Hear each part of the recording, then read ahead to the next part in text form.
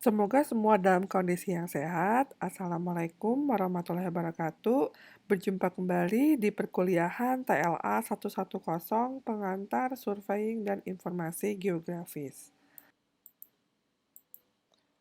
Outline perkuliahan di minggu ini adalah proses peliputan data dengan metode remote sensing atau dikenal juga penginderaan jauh. Di minggu ini saya akan membahas bagian pertama dari metode remote sensing atau penginderaan jauh. Seperti yang sudah kita pelajari di minggu-minggu sebelumnya terkait proses peliputan data dan informasi geografis. Yang kita pelajari di awal adalah proses pengukuran terestris atau surveying terestrial. Lalu yang 2 minggu ke belakang kita pelajari terkait pengukuran dengan pemotretan udara atau dikenal juga dengan metode fotogrametri. Kemudian yang akan kita lanjutkan di minggu ini dan minggu depan terkait metode peliputan data secara remote sensing ataupun dikenal dengan penginderaan jauh. Adapun pokok bahasan dari metode penginderaan jauh ini akan dibagi menjadi 3, yaitu yang pertama konsep dari penginderaan jauh itu sendiri, kemudian teknologinya, dan yang terakhir adalah aplikasinya dalam keilmuan teknik lingkungan. Kita masuk ke konsep metode penginderaan jauh. Kita bicara tentang definisi dari penginderaan jauh itu sendiri, yaitu ilmu dan teknologi untuk memperoleh informasi tentang permukaan bumi atau geografis di sini dengan jalan menganalisis data yang diperoleh dengan menggunakan alat tanpa kontak langsung dengan objek atau daerah di permukaan bumi yang dikaji. Jadi yang menjadi poin dari penginderaan jauh itu adalah ini suatu keilmuan atau teknologi untuk mendapatkan informasi tentang objek-objek yang ada di permukaan bumi tanpa adanya kontak langsung dengan daerah atau dengan objek di permukaan bumi tersebut. Ya. Adapun proses dari penginderaan jauh itu sendiri ada yang pertama yaitu sumber energi atau iluminasi. Yang kedua, radiasi dan atmosfer. Yang ketiga, C, interaksi dengan objek. Lalu selanjutnya D, perekaman energi oleh sensor. Lalu transmisi dan penerimaan, serta pengolahan datanya. Kemudian interpretasi dan analisis data. Dan yang terakhir adalah aplikasi. Kita masuk ke sumber energi atau iluminasi. Kita lihat pada poin A, sumber energi yang digunakan dari proses penginderaan jauh itu sendiri adalah berupa energi elektromagnetik. Ketika kita bicara dengan energi, erat kaitannya dengan cahaya. Di sini, cahaya adalah energi yang terradiasi dari sumbernya. Jadi, cahaya itu sendiri adalah energi yang terradiasi dari sumbernya. Kemudian, semua objek dengan temperatur di atas absolut 0 atau minus 27,3 derajat Celcius dapat merefleksikan dan memancarkan energi yang terradiasi dari angkasa.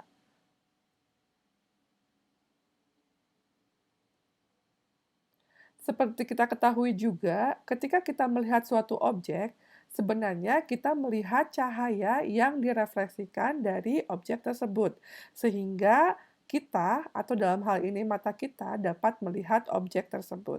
Jadi ketika kita melihat objek, sebenarnya yang kita lihat itu, dari objeknya itu adalah refleksi dari cahaya yang dipancarkan dari objek tersebut.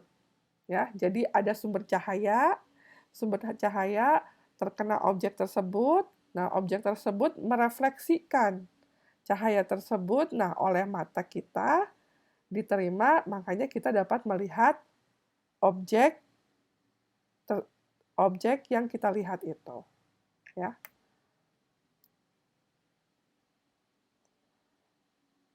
Nah, seperti kita ketahui, di bumi kita, sumber energi yang utama itu adalah sinar matahari. Nah, jadi dalam proses penginderaan jauh itu sendiri, sumber energi yang digunakannya adalah sumber elektromagnetik yang berasal dari, dalam hal ini adalah matahari.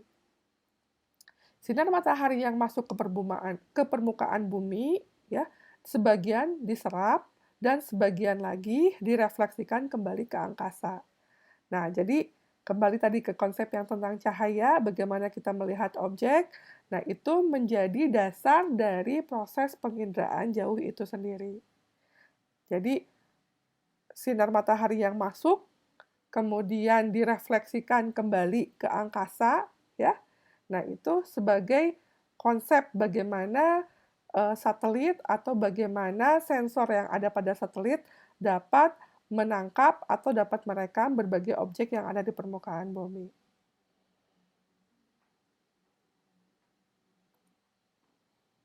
Cahaya atau energi matahari ini 23% terserap di atmosfer, kemudian 48% diserap oleh permukaan bumi, dan sisanya sebesar 29% direfleksikan kembali ke angkasa. Nah, 29% inilah yang kemudian nanti akan merefleksikan energi elektromagnetik tersebut yang kemudian ditangkap oleh sensor dari satelit yang ada di permukaan bumi atau di luar angkasa. Kemudian selanjutnya, konsep yang kedua atau yang B di sini adalah radiasi dan atmosfer. Radiasi itu sendiri adalah pemancaran dan perambatan energi menuju target objek di permukaan bumi melalui suatu ruang, yaitu atmosfer. Jadi radiasi matahari yaitu di mana matahari sebagai sumber energi memancarkan sinarnya. Nah, proses pemancarannya itu disebut radiasi. Lalu, bagaimana radiasi elektromagnetik itu sendiri? Di sini, radiasi atau pancaran tadi dari sinar matahari memiliki efek elektrik dan magnetik. Karena efeknya ini kemudian disebut juga radiasi elektromagnetik.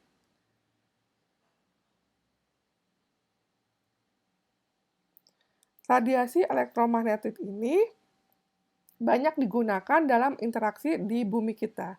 Di antaranya saat kita menggunakan radio, TV, bahkan mengirimkan pesan via handphone, sampai memasak popcorn di microwave, ini memanfaatkan dari radiasi elektromagnetik. Selanjutnya, bicara tentang radiasi gelombang elektromagnetik. Kita lihat dua gambar di sini, ada dua gambar gelombang yang berbeda. Radiasi elektromagnetik atau dikenal juga dengan IM diidentifikasi berdasarkan panjang gelombangnya dari puncak ke puncak. Jadi kalau bisa dilihat di sini dua gambar ini memiliki dua puncak, dua puncak, akan tetapi jarak dari satu puncak ke puncak lainnya itu berbeda. Nah, kalau dilihat yang gambar nomor A itu dia memiliki panjang gelombang yang lebih panjang dibandingkan dengan yang B.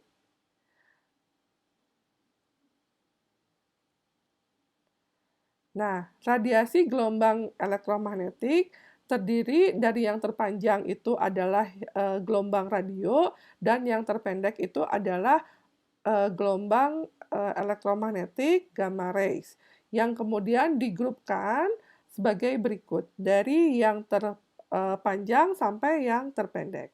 Ya, ada radio, microwave, infrared, visible, ultraviolet, X-ray, dan gamma ray. Radiasi gelombang elektromagnetik, dalam hal ini cahaya tampak atau visible, ya.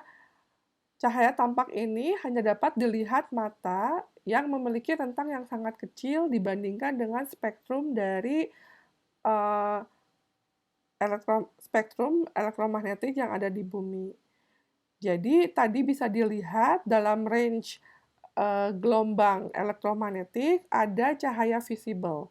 Nah, Gelombang dalam rentang cahaya visible inilah yang kemudian dapat dilihat oleh mata kita atau sering disebut juga sebagai cahaya tampak. Ini rentangnya sangat kecil sekali. Jadi hanya dari 10 pangkat minus 8 ke 10 pangkat minus 6. Jadi 10 pangkat minus 2 ya, panjang gelombangnya. Nah, masing-masing warna ya memiliki panjang gelombang yang berbeda. Ya, jadi kalau dilihat di sini yang merah memiliki panjang gelombang yang panjang dibandingkan dengan yang terpendek adalah yang gelombang warna untuk yang berwarna biru. Jadi di sini warna memiliki panjang gelombang yang berbeda-beda. Mata kita bisa melihat warna-warni karena adanya perbedaan panjang gelombang tersebut.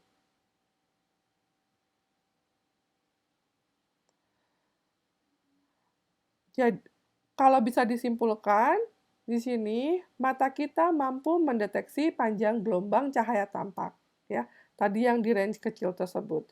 Dan selanjutnya, otak memproses informasi tersebut menjadi warna-warna yang berbeda. Jadi dalam tubuh kita dari mulai mata yang bisa menangkap panjang gelombang, kemudian diproses oleh otak, kemudian otak mendigest atau mengolah informasi tersebut sehingga kemudian kita bisa tahu, bisa membedakan perbedaan warna-warna yang kita lihat tersebut. Berikutnya adalah C, interaksi dengan objeknya. Tadi kita sudah A adalah sumbernya, kemudian B itu radiasi dan atmosfer, kemudian yang C interaksinya dengan objek. Interaksi dengan objek di sini bisa interaksi dengan atmosfernya, lalu interaksi dengan permukaan bumi. Interaksi dengan objek dapat dibedakan menjadi 3, yaitu artinya di sini objeknya bisa atmosfer, bisa juga permukaan bumi. Yang pertama itu interaksinya dapat dipantulkan, dapat diserap, dan yang ketiga dapat ditransmisikan. Interaksi dengan objek ini akan bergantung pada sifat target dan radiasinya. Jika interaksi dengan atmosfer, ada 2 kemungkinan hamburan dan serapan, ya, di mana sebelum radiasi itu mencapai permukaan bumi di atmosfer, radiasi mengalami gangguan atau dia melakukan interaksi dengan keadaan atmosfer. Kita ketahui itu sendiri, di atmosfer itu terdapat partikel dan gas-gas yang berada di atmosfer sehingga mempengaruhi proses radiasi. 2 interaksinya itu, yang pertama serapan, yang kedua adalah hamburan. Di sini bisa dilihat mekanismenya, kalau di serapan dia sinar radiasinya itu menyerap dan akan istilahnya akan terserap dan akan sampai di permukaan bumi. Sedangkan kalau hamburan dia itu akan terperangkap di atmosfer itu sendiri. Itu ada dua efek atau 2 kemungkinan interaksi di atmosfer. Nah, di sini dijelaskan lagi ya, kalau hamburan terjadi ketika partikel atau gas molekul berukuran besar terdapat pada atmosfer yang berinteraksi dan menyebabkan radiasi elektromagnetiknya dihamburkan. Ya, jadi dia akan terperangkap di bagian atmosfer itu dan terhambur di sekitarnya. Lalu serapan itu sendiri merupakan mekanisme lain yang terjadi saat radiasi elektromagnetik berinteraksi dengan atmosfer. Tidak seperti pada scattering, fenomena ini menyebabkan molekul-molekul pada atmosfer menyerap energi pada panjang gelombang yang bervariasi. Jadi di sini partikel yang ada di atmosfer malah menyerap panjang gelombang dari radiasi elektromagnetik tadi. Ozon, karbon dioksida, dan uap air adalah 3 jenis utama material yang dapat menyerap radiasi.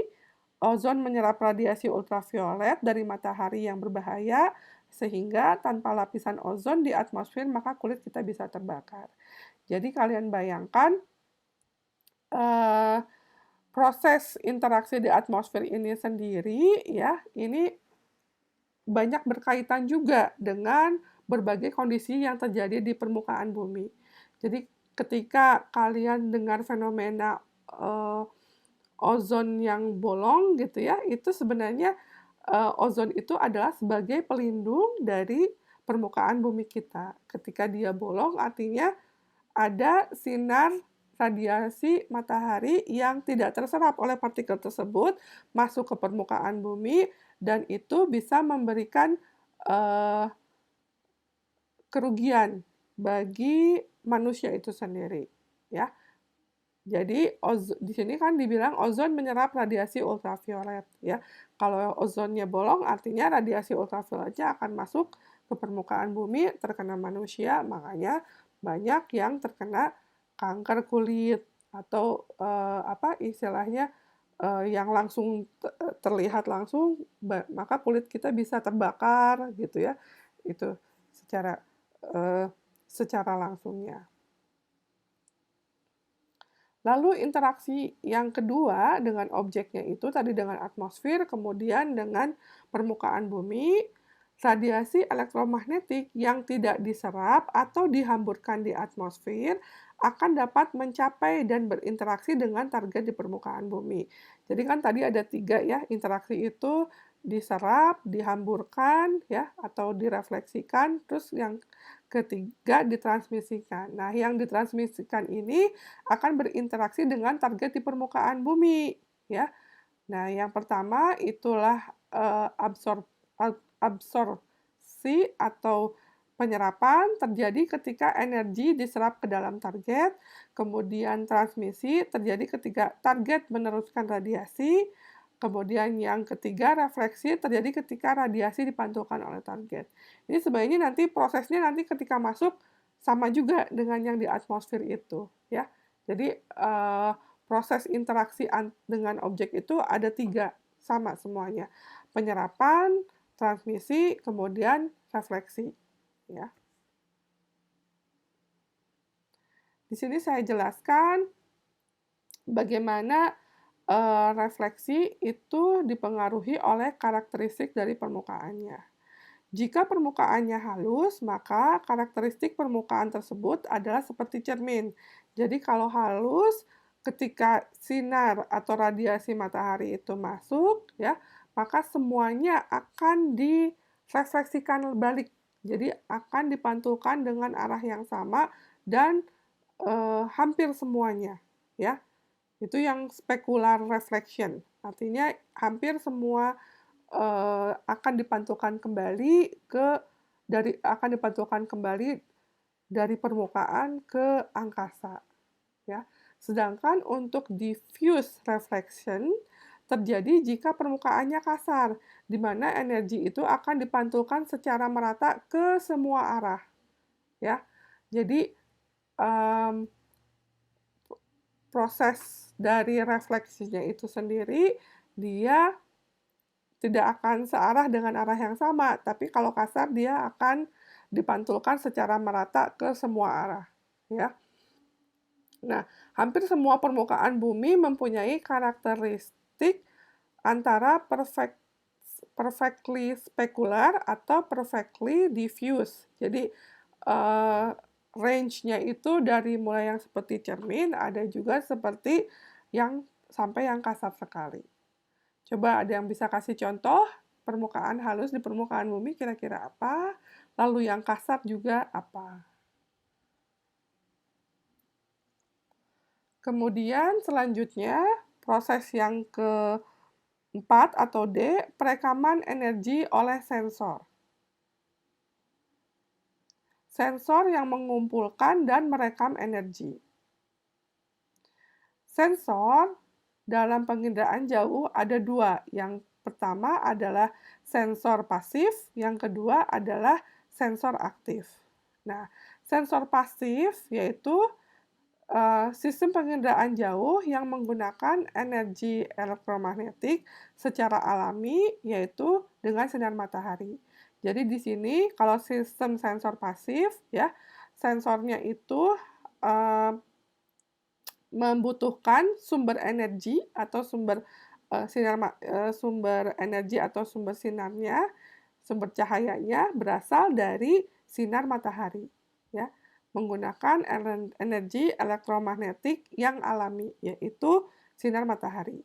Nah, sedangkan sistem sensor aktif di sini, jika sensor yang merekam energinya dipantulkan oleh objek di permukaan bumi juga memancarkan sumber energi untuk menerangi objek tersebut. Nah, kalau untuk sensor yang aktif, sumber energi atau sumber cahaya elektromagnetiknya itu sendiri berasal dari sensor tersebut. Ya, jadi tidak menggunakan eee, jadi, eee dia sumber energinya atau sumber cahayanya berasal dari sensor itu sendiri.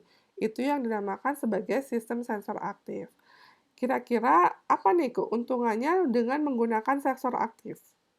Kenapa kita memerlukan menggunakan sensor aktif? Coba kalian cari jawabannya. Lalu, konsep yang berikutnya adalah proses transmisi, penerimaan, dan pengolahan dari hasil perekaman satelit. Energi yang terekam oleh sensor akan ditransmisikan ke stasiun penerima dan pengolahan data. Jadi, ketika sinar radiasi yang masuk ke permukaan bumi kemudian direfleksikan kembali dan ditangkap oleh sensor yang ada di satelit, sensor kemudian mengirim energi rekaman tersebut ke stasiun penerima di permukaan bumi sehingga bisa dilakukan pengolahan data. Selanjutnya, data tersebut akan diolah menjadi citra. Bisa berupa hard copy atau sekarang sudah banyak juga yang bersifat digital, ya. Nah, di sini saya menunjukkan berbagai panjang gelombang elektromagnetik yang direkam, di mana direpresentasikan dalam rentang angka 0 sampai dengan 255.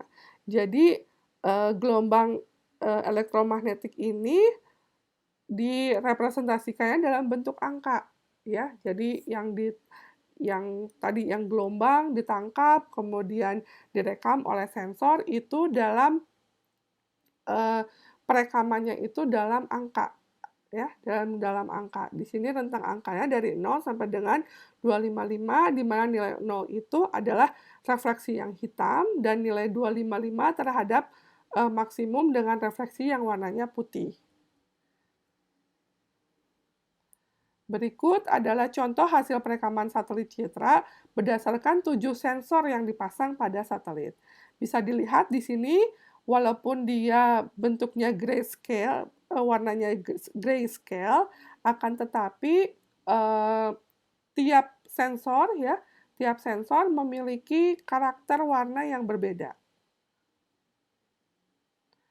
Nah, selanjutnya dari warna grayscale itu, proses yang selanjutnya adalah proses F, yaitu interpretasi dan analisis. Di sini, interpretasi dan analisis menggunakan alat interpretasi dan alat pengamatan untuk melakukan analisis data sensor numerik. Jadi tadi data sensor yang berupa numerik diinterpretasi, lalu dilakukan analisis. Dalam menganalisis data dibantu juga dengan data rujukan, misalnya peta tanah, data statistik tanaman, atau data uji medan tentang identitas bentangan, kondisi tanaman, penggunaan lahan, spesies, atau masalah pencemaran air, dan banyak lagi. Nah, jadi untuk dapat menginterpretasi lalu melakukan, analisis data, tetap membutuhkan rujukan dari data lapangan. Itu yang nantinya akan membantu sedemikian rupa hasil citra dari satelit itu bisa menggambarkan benar-benar lokasi atau keterangan objek yang ada di permukaan bumi yang kita kaji. Nah, jadi dari warna yang grayscale tadi, kita coba refleksikan dalam rentang warna dari merah, hijau, biru, ya, sampai ke pink ini, ya. Proses interpretasi rekaman citra dalam warna grayscale tadi menjadi rentang warna red, green, dan blue dengan bantuan komputer software. Nah, ini contohnya hasil proses assign warna ya dari citra grayscale ke colors. Nah, ini bisa terlihat ya. Jadi warna merahnya ini nanti bisa dianalisis lagi kira-kira objeknya apa. Yang pasti yang merah terang dengan merah yang gelap ini akan berbeda objeknya. Kemudian yang biru gelap, kemudian biru terang juga akan objeknya juga akan berbeda. Yang terakhir, konsep yang terakhir adalah aplikasi di sini ya. Jadi kita tadi sudah melakukan analisis, interpretasi, pengolahan, lalu berupa aplikasi yang nantinya disajikan dalam bentuk peta, tabel, atau juga laporan. Ya. Nah, kalian bisa menggunakan atau kalian bisa download hasil perekaman citra dalam website USGS yang sudah bisa diakses sesuai dengan lintang dan bujur yang kita diinginkan. Di sini sudah ada proses pewarnaannya juga ya. Ada perbedaannya di sini yang gelap biru itu hitam adalah laut gitu ya. Nah, yang bagian hijaunya nanti ada keterangan legendanya sendiri ya. Itu prosesnya tadi seperti itu. Berikut ini juga contohnya hasil perekaman citra dengan berbeda skala. Bisa dilihat di sini dengan skala yang sama ya, akan tapi resolusi dari citra itu sendiri berbeda ya, itu memberikan hasil yang berbeda. Nah, nanti kita akan bicara tentang resolusi, bagaimana resolusi di citra itu berbeda-beda dan mempengaruhi skala ya.